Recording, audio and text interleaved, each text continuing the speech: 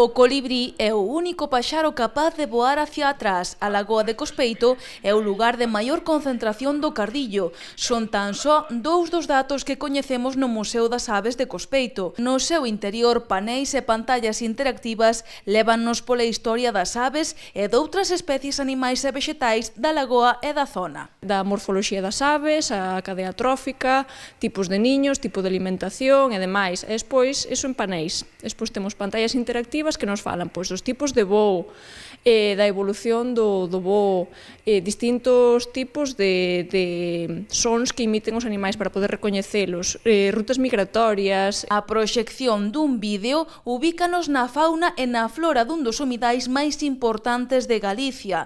O Museo das Aves conecta por un sendeiro coa lagoa e co centro de interpretación. É unha boa alternativa turística e de lecer. A idea é coller e vir aquí ao museo e despois baixar pola ruta ata a lagoa e facer, por suposto, ver o centro de interpretación e despois darlle a volta á laguna, que ten unha ruta circular de menos de 4 km, todo llano, moi cómoda. O resto do que ofrece deixámolo para que o descubran vostedes. Xa non teñen excusa para non achegarse ata Cospeito para coñecer mellor un dos principais recursos turísticos da Terra Cha.